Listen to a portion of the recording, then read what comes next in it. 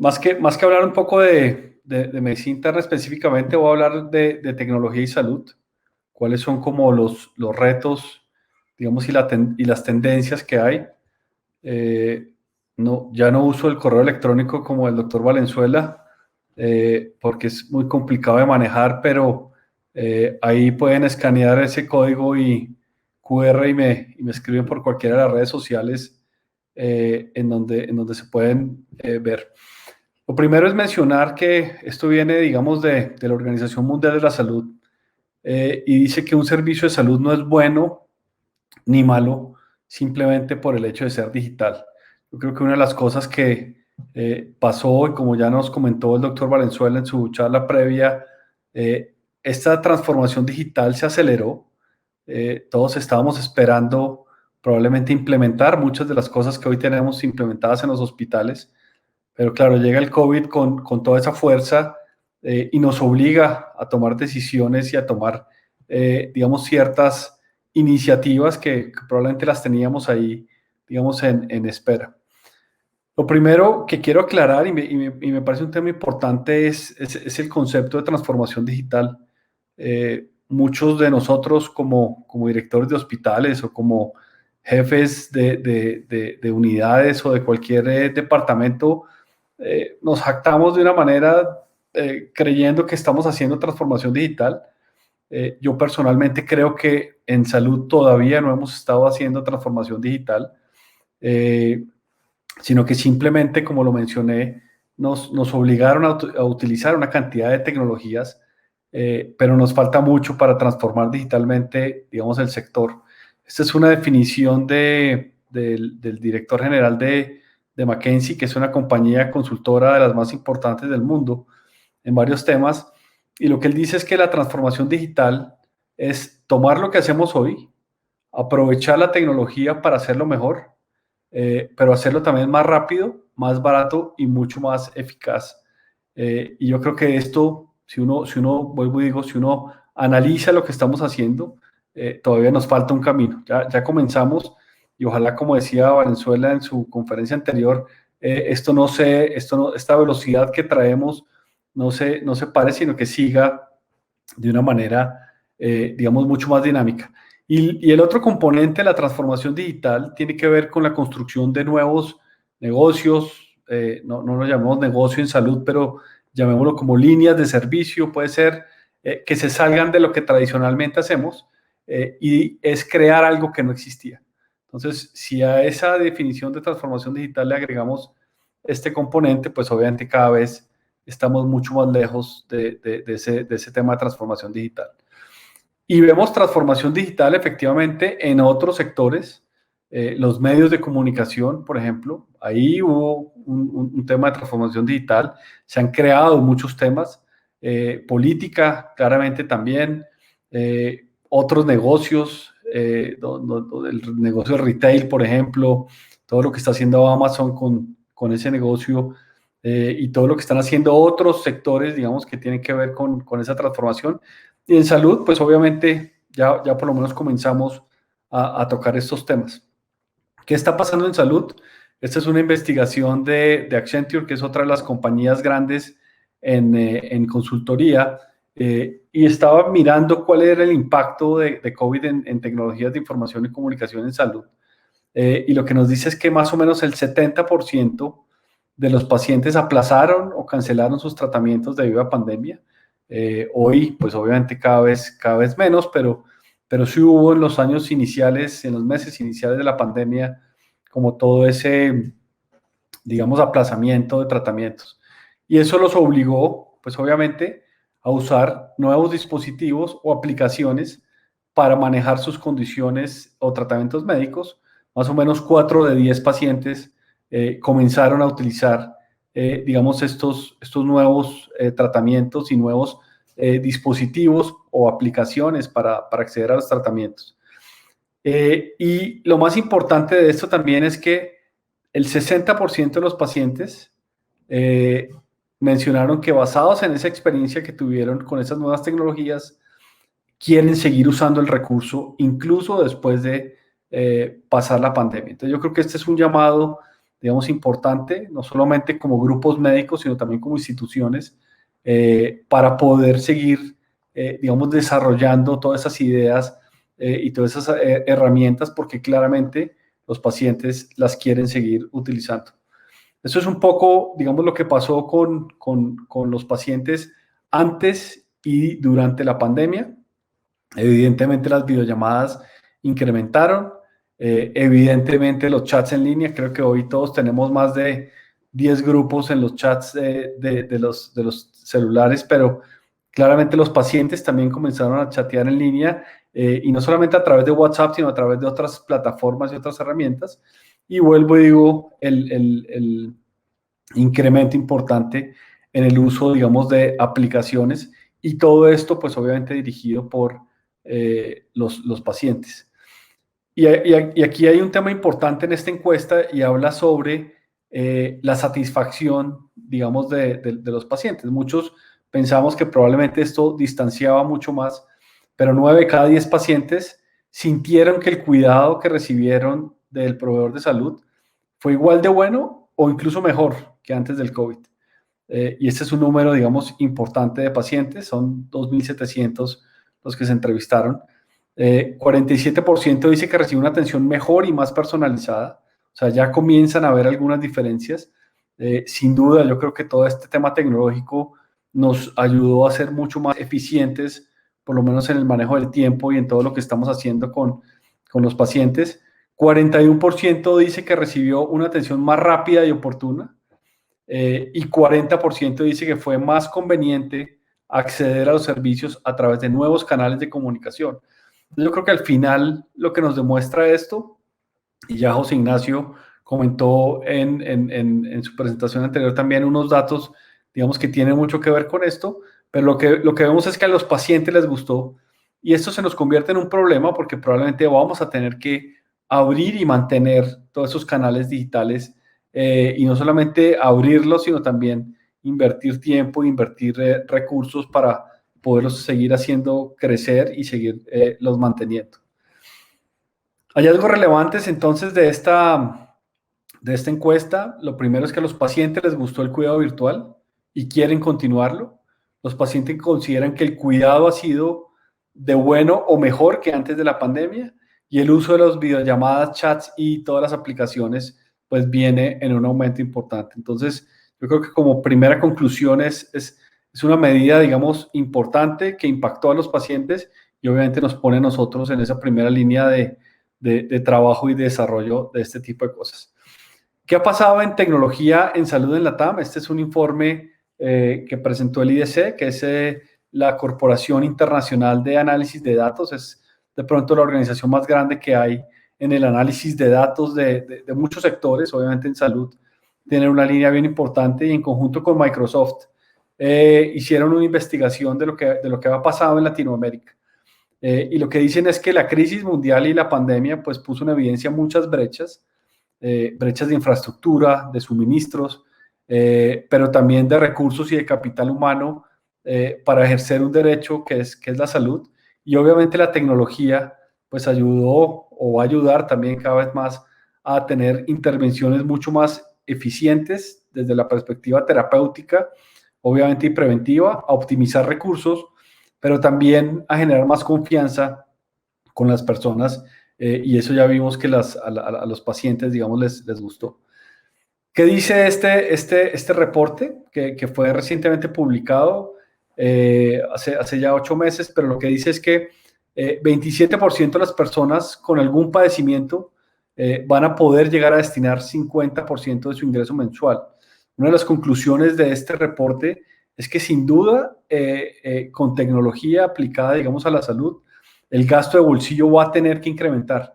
Los cálculos que han hecho ellos es de más o menos un 40%, y hay pacientes que han hecho, digamos, ese gasto adicional simplemente para generar una dinámica diferente.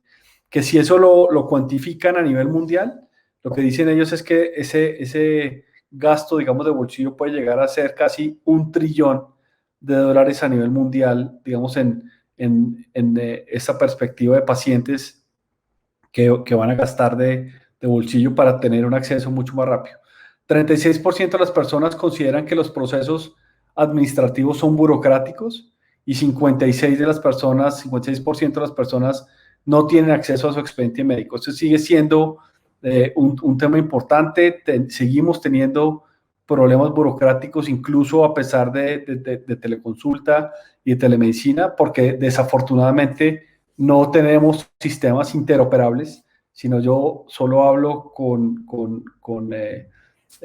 los internos, digamos, del grupo interno del hospital, pero si quiero mandar un expediente médico o una historia clínica a otro hospital o incluso entregárselo al paciente es un problema. Y 47% de las personas consideran que una plataforma digital podría mejorar la rapidez de atención médica antes de mejorar la calidad y obviamente ponerla mucho más personalizada. Entonces, estamos viendo esta nueva revolución de medicina. Esto simplemente es para recordar lo que las reencarnaciones que ha tenido esa medicina en una versión 1.0, muy, digamos, enfocado en evidencia, basado en la medicina basada con evidencia, y el diferenciador estratégico pues era la calidad del paciente y obviamente los resultados clínicos.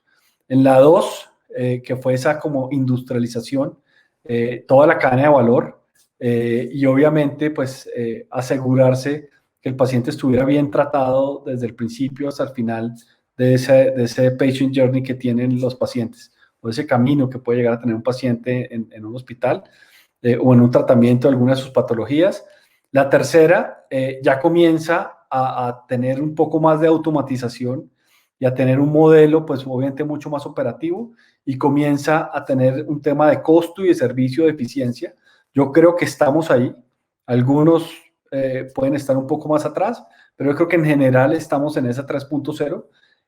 Venimos a una versión 4.0, que es lo que estamos comenzando, digamos, a trabajar, que es la digitalización. Pero vuelvo y digo, digitalización no es tener una red, sino tener modelos de negocio centrados en apoyo tecnológico. Y vuelvo y digo, los hospitales estamos todavía muy lejos de esa digitalización y el diferenciador, digamos, más importante es esa personalización de trabajo. Y ojalá lleguemos a pronto a esa versión 5.0 de salud, en donde todo esté centrado en el paciente y obviamente pues tengamos una relación, digamos, de largo plazo con los pacientes. Entonces, yo creo que esta es como esa transición. Vuelvo y digo, estamos probablemente en la 3, la gran mayoría, pero tenemos un camino todavía importante porque hay industrias que ya están en esa quinta versión, digamos, de lo que están haciendo. Esta es una imagen, la pedí prestada de una presentación que le oí al doctor Alonso Verdugo, que es el director médico de Microsoft, que tiene una vertical muy grande en salud y están haciendo unas cosas bien interesantes. Pero lo que muestra es, de acuerdo al grado de madurez, digamos, de la organización, qué apoyos tecnológicos podría yo tener. Aquí en un lado, digamos, está qué tan agudo puede llegar a ser el tratamiento. Acá están los diferentes escenarios, por ejemplo, un escenario, digamos, de prevención o de wellness. Aquí, en el segundo espacio, digamos, todo lo que tiene que ver con modelos ambulatorios, cuidados agudos, digamos, de pacientes, post consulta o post tratamiento y obviamente el manejo de enfermedades crónicas. Entonces, aquí hay un tema, digamos, de salud poblacional importante en los dos primeros, en el tema de prevención y en el tema de cuidados ambulatorios, pero acá entra ya a un modelo más más hospitalario y obviamente a una coordinación de cuidado. Y esta es como la curva, digamos, que yo puedo mirar. Quiero resaltar varias cosas. El chequeo de síntomas, por ejemplo, que ha tenido mucho impacto y nos lo mostró Valenzuela antes, con todos esos wearables de relojes con saturación, con electro, con una cantidad de temas que obviamente tenemos que saber qué hacer. Desafortunadamente todavía no sabemos mucho qué hacer, pero ahí tenemos que hacer. En el tema, digamos, ambulatorio, esa teleconsulta, digamos, a demanda, pero también hay otra cantidad de temas, por ejemplo, de farmacias, de cuidado crítico, de cuidado urgente, por ejemplo, el triaje virtual Todavía nos falta meterle un poco la mano a eso del triage, los servicios de urgencias sobresaturados, cuidado crítico móvil en esas unidades de stroke, por ejemplo, ya en el cuidado postoperatorio o después del hospital, ese hospital virtual, por ejemplo, con acceso y obviamente el manejo de enfermedades crónicas con todo el monitoreo remoto. Entonces yo creo que este es como todo el espectro, digamos, que podríamos llegar a tener en cuanto a tecnología. Hay algunas iniciativas ya en el país, pero creo que esto nos da un panorama, digamos, importante de eso. Y esta es como una torta, digamos, que tiene que ver con esos frentes de cambio a través de tecnología. Está dividido en tres. Uno que tiene que ver con mejores experiencias. O sea, yo creo que aquí entra la telesalud y lo vimos ahora, pero también tenemos que mirar esos insights de los pacientes y obviamente tener un cuidado personalizado, que sin duda este es un punto, digamos, muy importante de todo este tema tecnológico, pero de la misma manera también tener un mejor cuidado, colaboración entre equipos multidisciplinarios, coordinación entre los mismos equipos y un monitoreo constante del paciente. Y obviamente abajo, toda una analítica, digamos, operacional, análisis clínicos, interoperabilidad de datos, que también es otra de las falencias grandes, digamos, que tiene todo este tema, digamos, de digitalización en salud. Entonces, estos son como los frentes, digamos, de cambio a través de la tecnología que yo podría esperar de una manera general. Y esas son las proyecciones del próximo año. El IDC, que es la Corporación de Datos Internacional, es el grupo de pronto más grande, digamos, de analítica de mercados, de analítica de tendencias, y sacan, digamos, una como las tendencias y las predicciones más importantes que van a venir en los próximos años. Abajo están los años. Hoy tenemos, por ejemplo, un cuidado integrado, bueno o malo, pero hoy lo tenemos. Tenemos de cierta manera todo lo que hablamos de los wearables ahora, toda la evidencia, digamos, de datos reales que me pueda servir para investigación. En el cuarto está todo lo que tiene que ver con cadena de abastecimiento inteligente. Vuelvo y ratifico, uno de los principales problemas que tenemos como hospitales hoy en día es el desabastecimiento, y es que se cambió absolutamente toda la cadena de valor y toda la cadena logística, y es muy difícil encontrar furosemidas, es muy difícil encontrar catéteres y una cantidad de temas que se cambió, y probablemente esto, ya hay unas iniciativas, por ejemplo, de blockchain. Nosotros estamos trabajando ya unas iniciativas de blockchain, que es esa cadena, digamos, que no se puede modificar, para tener una cadena de abastecimiento mucho más inteligente y asociada, digamos, al cuidado del paciente. Toda la convergencia de salud, este tema de convergencia está muy de moda, y probablemente en el 23 vamos a tener que trabajarlo y desarrollarlo.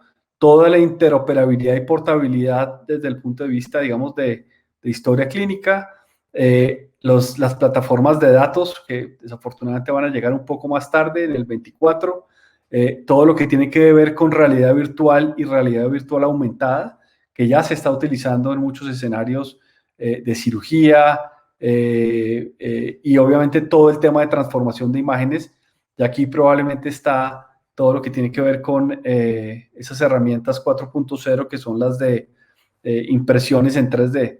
Entonces yo creo que este es como el panorama, digamos, de lo que puede llegar a venir en los próximos años. Sé que hay iniciativas en varios hospitales, digamos, a nivel nacional, con colaboraciones internacionales, y creo que esto va a ser un buen momento para precisamente fortalecer mucho más este tema. Ya para ir cerrando, entonces, primero, ¿qué hay que hacer? Yo creo que es importante, digamos, que tengamos un concepto estandarizado, vuelvo y digo, de transformación digital. Necesitamos seguir creando experiencias personalizadas para los pacientes. Necesitamos seguir compartiendo datos con los grupos médicos. Obviamente incrementar esa eficiencia operacional, y obviamente crear una visión, digamos, mucho más holística de lo que es seguridad, de privacidad, de compliance, que creo que esos son retos, digamos, grandes en todo este tema de transformación digital. Habilidades nuevas que tenemos que desafortunadamente no, ni las vimos en la Facultad de Medicina, ni tampoco las hemos desarrollado. El COVID obviamente aceleró muchos de estos temas. Lo primero es adaptabilidad y flexibilidad. Creo que somos expertos hoy convirtiendo camas de UCI a COVID, a UCI COVID, o reconvirtiendo urgencias, haciendo movimientos, pero esa adaptabilidad y flexibilidad vamos a tener que también utilizarla en proyectos. Necesitamos más conocimiento tecnológico, pero no como grupos médicos. Probablemente haya médicos que se dediquen a estudiar a profundidad el tema tecnológico, pero sí necesitamos unirnos mucho más a otros sectores, a la ingeniería biomédica, por ejemplo, a los programadores, a una cantidad, digamos, de grupos que están trabajando con conocimiento tecnológico y nosotros, pues obviamente, seguir enfocados en atender a los pacientes. Obviamente todo el tema de creatividad e innovación, una palabra que ya me gusta usar el tema de innovación porque está muy gastada, pero tenemos que trabajar de una manera mucho más creativa y más sofisticada en el desarrollo de estos proyectos. Necesitamos urgentemente alfabetización en datos. Somos muy malos manejando datos. Y digo somos como instituciones, como hospitales, por ejemplo, porque no sabemos por qué pasan las cosas y creo que ese es un tema, digamos, que hay que trabajar. Un pensamiento mucho más crítico para mejorar esas habilidades, para solucionar problemas cuando los veamos y una capacidad para generar grandes proyectos de forma remota. Sin duda, la virtualidad se quedó. Vuelvo y digo que hay unos temas, digamos, mucho más eficientes con este tema virtual, pero obviamente tenemos que ser capaces de gestionar esos grandes proyectos de manera remota. Entonces, para finalizar, lo primero es comprometernos, tenemos que tomarnos este tema de transformación digital de una manera muy seria. Necesitamos invertir en personas y que no sea una iniciativa. Hace un par de meses entrevistaron a la Mayo Clinic, al director de la Mayo Clinic, y decía, mire, nosotros nos tomamos esto muy en serio y creo que ese es un punto, digamos, importante. Hay que invertirle dinero a esto no puede quedar como iniciativas, digamos, aisladas, sino si de verdad queremos tener un hospital digital o un hospital, un gemelo idéntico, como se llaman ahora, vamos a tener que invertirle tiempo, personas y dinero. Obviamente aprovechar ese impulso que nos dio el COVID para expandir y mejorar las herramientas y las plataformas y obviamente comunicarnos mejor con nuestros pacientes y mejorar esos resultados clínicos. Hay que involucrar a los pacientes también. Creo que ellos aprendieron de una manera importante y no podemos perder ese capital de conocimiento de las herramientas virtuales para ver cómo se utilizan mejor, para ver cómo mejoramos resultados y cómo mejoramos esa experiencia, digamos, con estos grupos. Y obviamente no perder el tema de humanización, porque es encontrar esa manera de llegar a mejor a los pacientes, a sus familias y obviamente resolver situaciones de manera mucho más individual. Esta es una cuña para terminar. Los invito a este podcast de Médicos en Primera Línea. Ahí hablamos de salud digital, hablamos de tecnología. Es una iniciativa que lo que busca es crear un poco más de comunidad y hablar un poco de medicina desde otra perspectiva y los invito. Esto está en Spotify y en todas las plataformas de podcast. Muchas gracias y de nuevo gracias por la invitación.